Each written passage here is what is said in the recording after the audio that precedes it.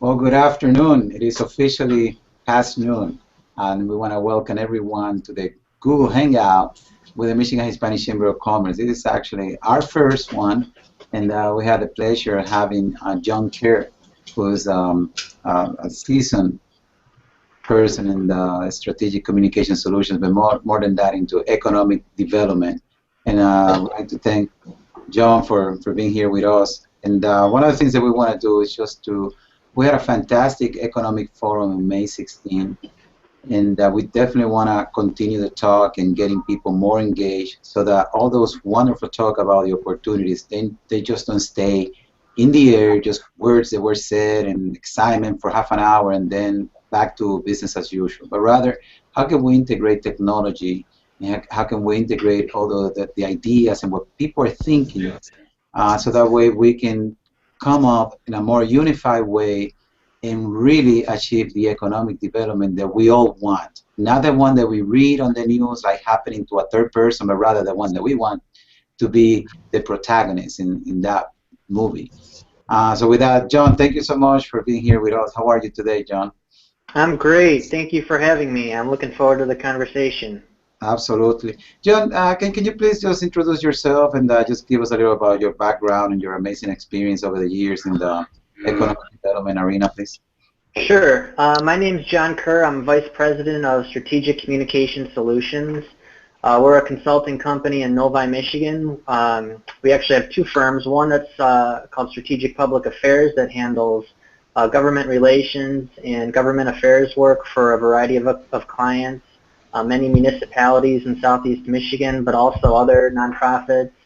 And we also have a company called Strategic Communication Solutions that provides economic development support services to those same clients, predominantly municipalities in southeast Michigan, many of whom are confronted with the same development opportunities and challenges that were brought up during the conversation we had a few weeks ago at the DAC, talking about the future of the auto industry and opportunities for suppliers and where we're headed in the next round of our economy here. Prior to joining Strategic Communication Solutions, I was the Economic Development Director for the Detroit-Wayne County Port Authority for 13 years. And in that capacity, I oversaw many of our grant writing programs, grant management programs, and a lot of our projects that we advanced to facilitate the development of the port and the cargo, approximately 18 million tons of cargo that crosses the docks in Detroit each day, a lot of which is foreign steel that goes to supplement the auto industry. So as the auto industry ebbed and flowed, so did the port.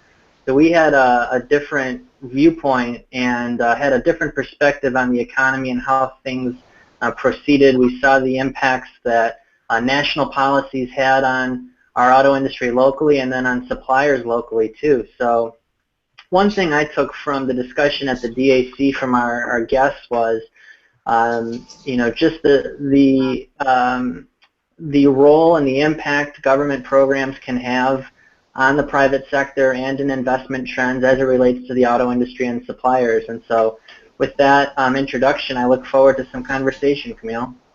Absolutely, thank you. And what a fantastic background. And I think I'm definitely going to continue the conversation with you in a different topic later. Not today, but we're definitely going to have to talk about the new bridge and how's that going to impact. But let's go back to this. So I'm going to give you some of the talking points that were discussed by Ellen Hughes Cronwick and Sandy Barua. Ellen is, needless to say, the chief global economist for Ford Motor Company, so she definitely has an insight into what's happening here and outside in the whole world. And Sandy Barua, pretty much the person who is working closely with the Governor Snyder, with Major Duggan, and the Tri-County here. So he definitely knows what's happening from the beginning locally here. So they talk about technology, how is that affecting the current manufacturing trends.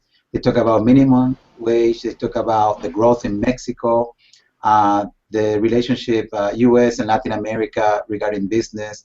They also talk about more here about the regional collaboration in Michigan, and immigration reform as well, but which is something that is right now a hot topic, but not controversial as it used to be. Now it's just a hot topic because it's something that it relates 100% with economic development and the need for talent in Michigan. And then ultimately, Ellen, she closed with something quite interesting about the national debt and what's going to happen in end of this year into next year with the interest rate, and that has going to affect decision making, but it all in a positive way. So let's jump into more about what's happening around us in Michigan. And one of the things that you and I were talking prior to this, it was the manufacturing community here in Michigan. So if you can please, let's elaborate until some of the other members arrive to the conference here. But let's talk about that. Tell us about this that you're bringing to our attention about the new manufacturing community, of which Michigan is one of the 12 communities nationally. Can you kind of give us a little introduction, and then can jump in? Absolutely. Many of you may have seen recent news. A few weeks ago, U.S. Secretary of Commerce Penny Pritzker announced that Wayne County, Michigan was going to be one of 12 communities nationally that will be designated what they're calling manufacturing communities as part of a federal initiative that's called Investing in Manufacturing Communities Partnership. And I think, Camille, you're actually having a discussion with Bryce Kelly, who's the director of Wayne County Edge, I believe tomorrow, if I'm not mistaken. There's a reception in place. And Bryce has been leading this effort, and the idea here is to accelerate the resurgence of manufacturing in communities nationwide by supporting the development of long-term economic development strategies. These strategies would allow communities and give them assistance in attracting and expanding private investment in the manufacturing sector, and thereby increasing international trade and export. The designated communities will receive coordinated support for their ongoing economic development strategies from 11 federal agencies, and then a dedicated federal liaison at each of these agencies to help them navigate what's available from the federal government as far as resources go. So one of the questions I had, and this is of particular interest to me being an economic development practitioner for those on the call, and I think this is a question that spans whatever industry you're part of, whether you're from the public sector, whether you're from the private sector. But if you had open access to any federal instrument or any type of federal support, and that could be through workforce training or infrastructure financing, or perhaps it's working capital, access to capital, what would it be, and why would you need that? Because I think it's going to be important for people like Bryce to hear, and it's important for me to hear, for people who are participating, and for those that heard the discussion at the DAC a few weeks ago.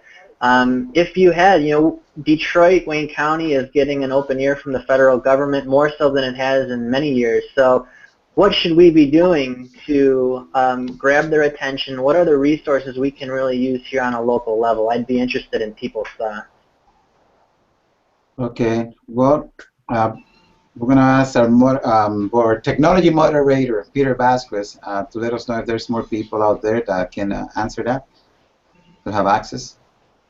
Well, so far we have Deborah, and we had Keith just a minute ago, but we do have some viewers, and we're constantly inviting new participants to join. So I think for now we could start off with Deborah. What's your viewpoint on that topic? It's really stormy here at my house, so my internet connection is going in and out, so I'm only getting like every other word. So when John was talking, I really didn't get most of what he was talking about, unfortunately. I'm sure he was saying something very riveting, but like I said, it's really storming at my house, so my internet connection is kind of going down. Okay, but I actually, John actually sent these questions to me a couple of days ago to review, and it couldn't come at a perfect time. As he said, the chamber, we're planning to meet with Wayne County official Bryce Kelly, who is director of the EDGE program, and this is something that is going to actually make more enthusiastic the conversation tomorrow. I thought that just by bringing Cuban coffee and tres leches cake would have been just good enough, but now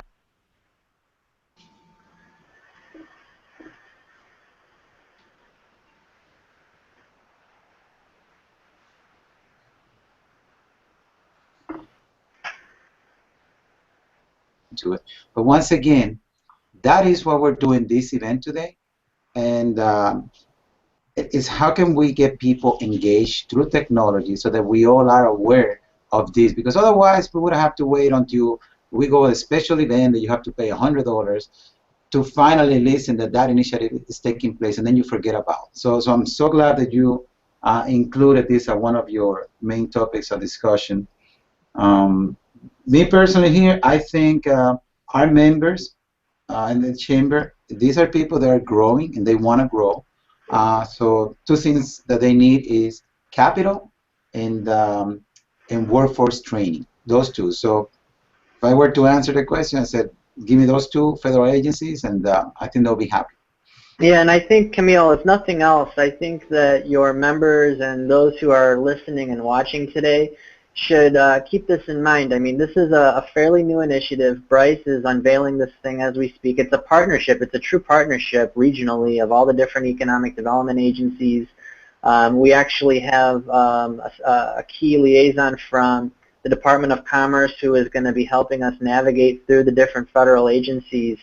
So I think that this would be a great opportunity for your members and for those listening to start to weigh in on some of the things that they think might be helpful. If you have something, if it's access to capital, if it's workforce training, these are the types of things that I know people like Bryce want to hear, and collectively through the chamber here, through the Hispanic Chamber, we should be perhaps organizing and prioritizing some of these things that we need to advance our requests up the chain to Washington, D.C. So this is a new program. It's just in the beginning stages. There's going to be a lot of attention focused on Southeast Michigan. There's going to be a lot of outreach for those in the private sector who think they can contribute to certain investments in the region. So I think it's important for everybody to keep their eyes open, and if you're looking to diversify or expand your business or your operation, I'd encourage you to talk to Wayne County EDGE. I'd encourage you to talk to the Detroit Regional Chamber, Sandy Barua. I'd encourage you to talk to the MEDC, because I'm seeing unprecedented cooperation and collaboration from the federal government to advance and grow jobs in this area right now. We're very fortunate. John, one of the things that I recap from the May 16 event, Ellen Hughes-Cromwick, she mentioned that the automotive sector is contributing 13 cents for every dollar of our GPD. And then the multiplier is 10. That means for every automotive job, we're creating 9 other jobs. So I think that's huge. I mean, you think that has something to do with this initiative to single out Michigan to be one of these 12 communities nationally? Well, there's no question. I mean, there's been a lot of discussion lately about reshoring and bringing jobs, bringing industries back into the U.S. here that were perhaps being looked at abroad in places like China. Transportation costs have risen, energy prices have risen, labor costs have risen, while a lot of those things have actually reduced back here locally at home. So I think the federal government is looking and seizing on this opportunity to perhaps look at what we did best here for many years, and that's build things and manufacture things. So I think they are looking to capitalize on those recent trends. You heard it from Ford at the DAC a few weeks ago. And again, I think this is why this is a fantastic time to be getting assistance like this from the federal government. I think it's going to be, the onus is on us now to articulate what it is our needs are and how we can best capitalize on this opportunity to manufacture things again. That's great. And I think there's a couple of topics now that we're talking about capitalizing investment here. And let's take it now to another topic that was discussed on May 16th, and it was the immigration reform. And the angle, pretty much led by Sandy Barua with that regard, was more about the same that the governor is promoting, which is skill education. We're training individuals here in Michigan, in our universities, that then after they complete their studies, then they go back to their country of origin. But then we have a need here of jobs. So what they're trying to do, what the government is trying to do here locally, is how can we keep these students? So with that said, what is your view on that, John? As far as managing, how can we make Michigan attractive, not only for the investment, but also for the potential employees? And then your view on the immigration playing a role in that as well. Well, yeah, I think there were two statistics that stood out to me during the discussion we had a few weeks ago, and one of them was what you mentioned, the economic impact had by investment in the auto sector at 13 cents on the dollar. I think you just referenced it. But the other lasting statistic was mentioned by Sandy, dealt with the jobs multiplier, if you will, that immigrant entrepreneurs have on the economy. Those that do study here and develop companies here, they're big-time job producers. And I think that's why you've seen Governor Snyder, you've seen Mayor Duggan, you've seen many political leaders within the state of Michigan here supporting the concept of reshoring and bringing investment back here.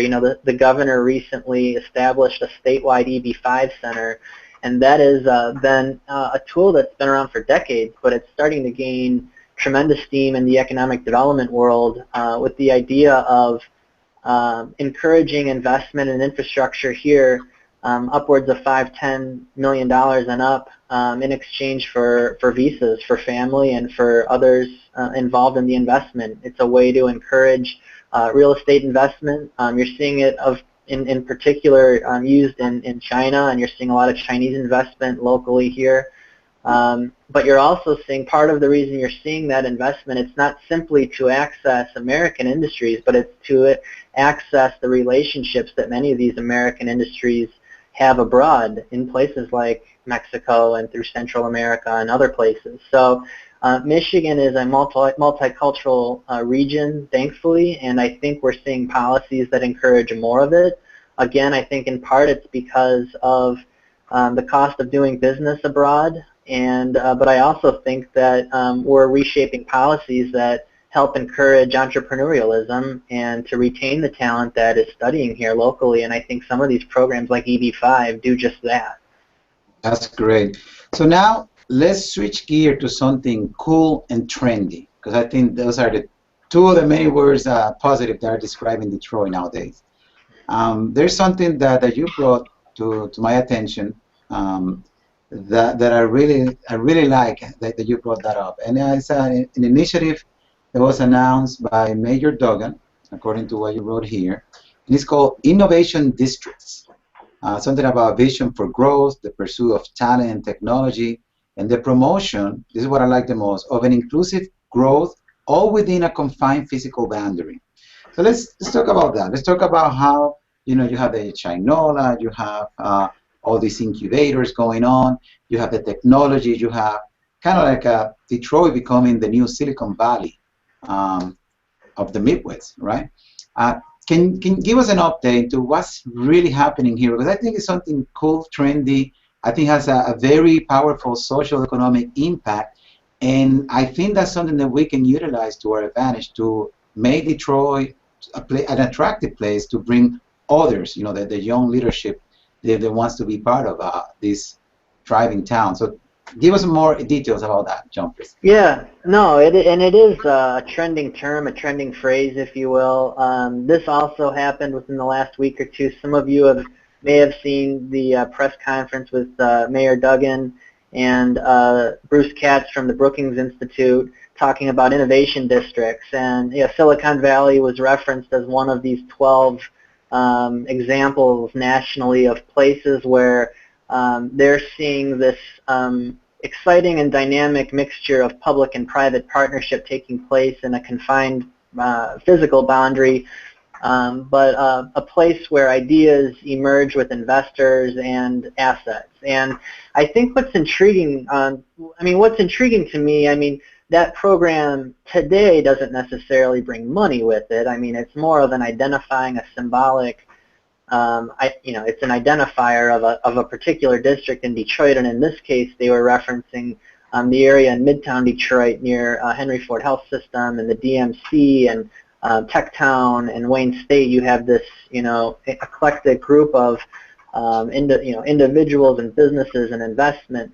But I think what the takeaway is, and particularly for membership from the Michigan Hispanic Chamber and how it relates to the discussion we had a few weeks ago is, could a concept like this be applied more broadly to other industry sectors? And I've made the case that you could do something like this in terms of transportation, where you have this convergence of industry sectors. But I think for all of us, for everybody in their day-to-day business, no matter what company or whether it's retail, whether it's manufacturing, whether it's high-tech, whatever type of business that you're involved with, who are the people that you would seek to collaborate with, or what is the network that you need help making inroads to? I'd be interested in that because, as you mentioned, these districts are really, when you strip it all down, it's a network and the encouraging of the encouragement of the development of these public-private partnerships, and encouraging growth and encouraging the hiring of workers, either low-income workers or people from the surrounding area, the surrounding neighborhoods, to help you advance what it is you need to do. So it's creating that environment for investment. And so, one of the questions I did pass along to you, which, again, as an economic development practitioner, I'd be most interested. I understand how this model works around Midtown. But my question is, and this is one I would pose to the leadership around Metro Detroit, it's how can we apply a model, if that's the model for success, and if that's what's trending and what's putting Detroit on the map as far as, creating that environment ripe for investment, what would you suggest? What would your members, what would the listeners to this broadcast right now, what would be their suggestions to advance similar concepts within their own industry clusters or within your section of town or within your part of the state of Michigan? I think that's where the rubber meets the road. I think that's going to be our next challenge as economic development practitioners, is to nurture this type of growth we're seeing in Midtown, but applying it to other parts of the area.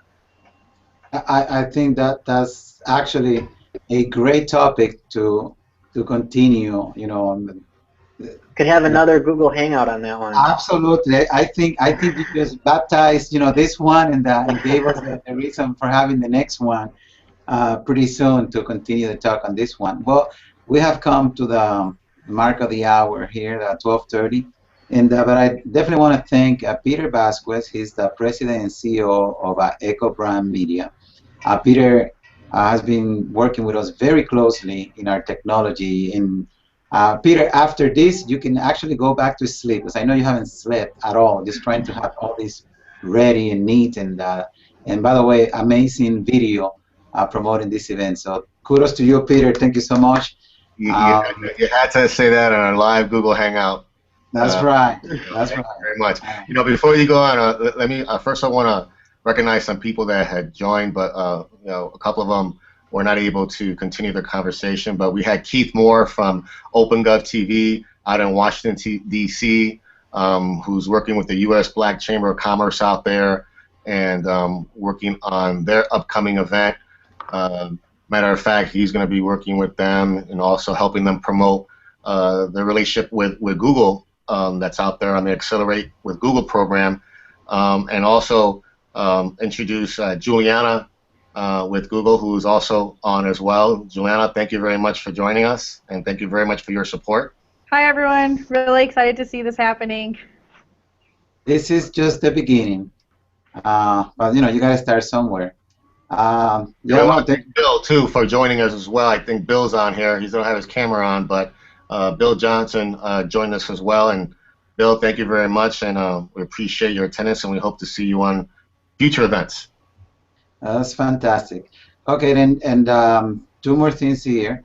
Definitely, thank you, Google. We have a partnership with Google, and they've been very supportive, and we definitely, and patients too. But we're ready to start rock and rolling. I mean, there's so much to be said, and I think we gotta utilize technology to be able to listen to those wonderful things that can help us out. And the other thing is the excuse me. Tomorrow, no, Thursday, for those that are here in Michigan, we're going to have an amazing event at Google at their headquarters in Ann Arbor, Michigan headquarters. So from 6 to 8, please plan to attend to that one if you can make it. And finally, John, thank you so much. It's been fantastic, and I'm definitely going to follow up with you so we can schedule our next one. We're going to talk about that you just said. I think it was fantastic, and hopefully we get even more members to come and join in. So with that, everyone, thank you so much. Thank you, and see you next time on our Google Hangouts. Thank you. Thank you, everybody. All right, thanks.